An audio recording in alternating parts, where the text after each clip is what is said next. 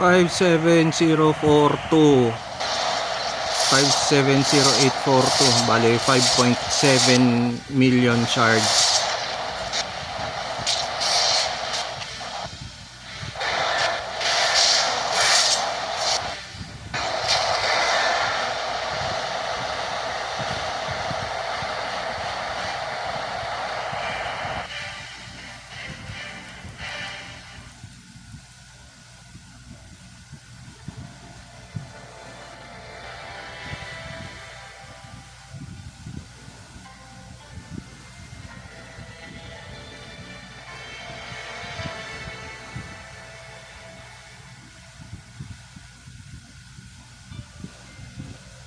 Five, 7, 1, 3.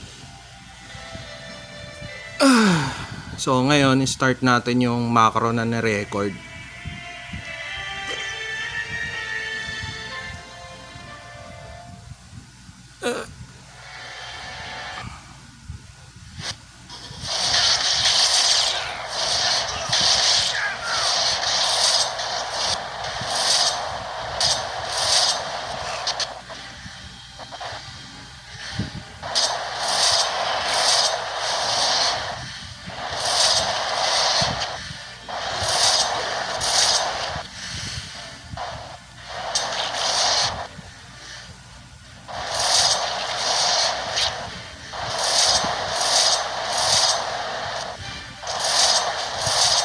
Sarap mag-macro, hindi kailangan ng daliri, oh.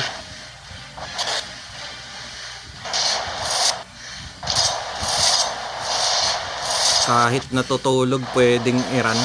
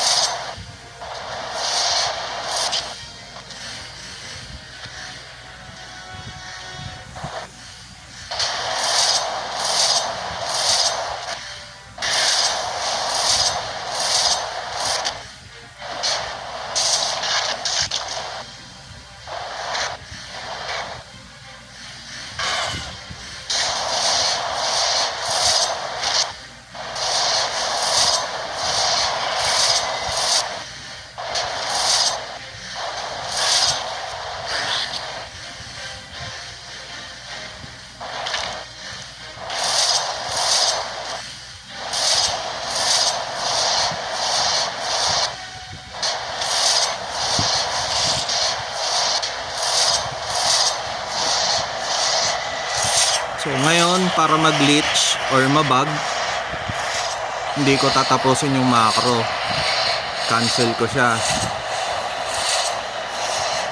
Sorry, may touchscreen ako sa taas, ha. Ayan, oh. Pwede kong pindutin yan. May key mapping kasi, oh. Ayan, oh. Ngayon, pag napatay itong boss, i-play ko ulit yung macro. 187 seconds. Maghihintay ako ng 60 seconds or 1 minute.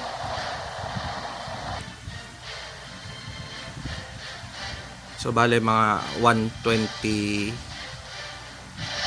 or 28 ko siya i-stop.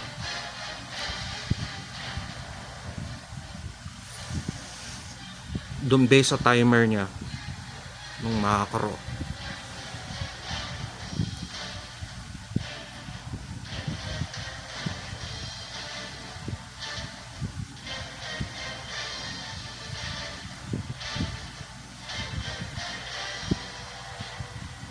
Stop natin sa 127.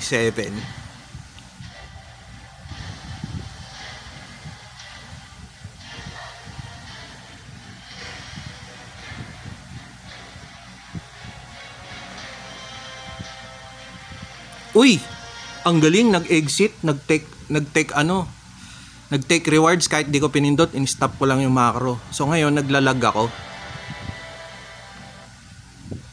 5758 na yung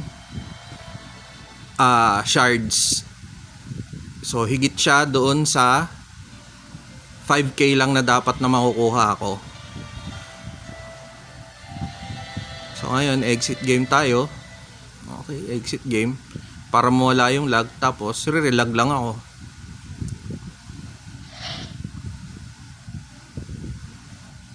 Tapos wash, rinse and repeat paulit-ulit para makadami ka ng shards na pambili mo ngayon ng Kabalite. Di ba?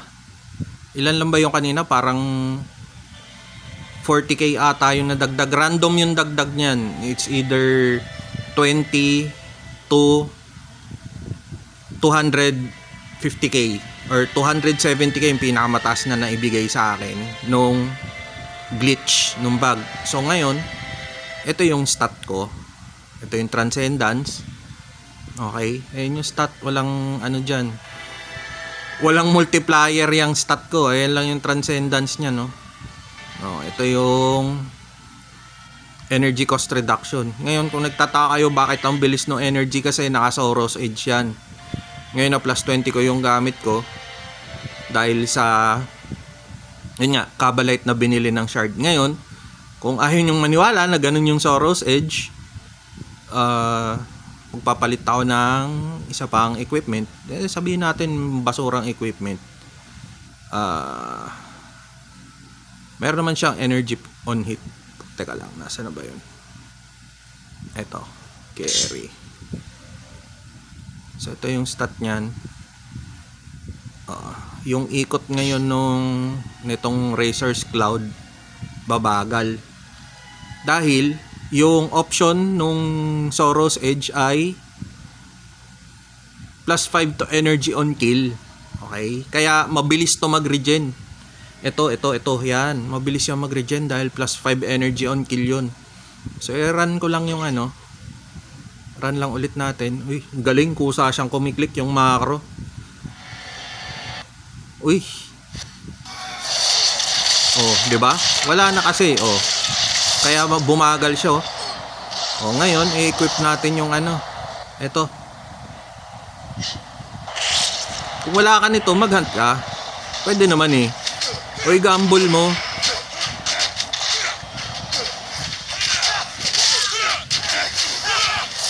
Uy, ang bilis. Puno ka agad. Diba?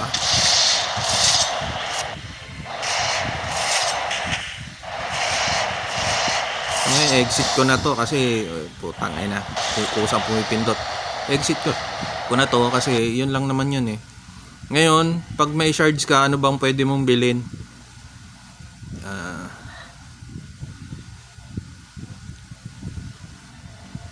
Ay teka, palitan ko yung icon nung ano, nung neto. Ayun, oh, pwedeng flying kick. Gawin natin flying kick para mas cute. Ayun yung icon niya, flying kick. Pwede mo na tanggalin yan eh. Itong missile, pwede mo rin palitan kung ano man.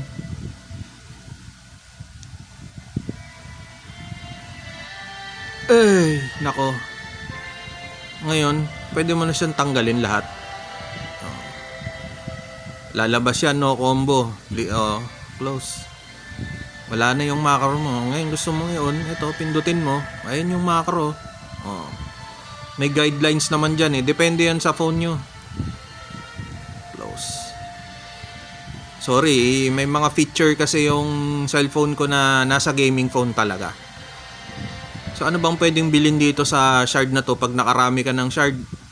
Ayan, may mga susi, may ski oniric, experience, magic find, auric gold steel, pyrite, kabalite. Ito lang yung mga importante na bibilin mo dyan eh. Or ito reset skill, reset stat, ito skill and stat, pare-parehas ang presyo. Ito damned hands and severed hand. Yung severed hand ay ito Plus 5 to darkness damage. Kaso nagpapataas ako XP kaya yun yung gamit ko. Tapos yung isa ay saan na ba yun? Wings, cosmetic, ito damned hands. So yun lang, share ko lang. Salamat.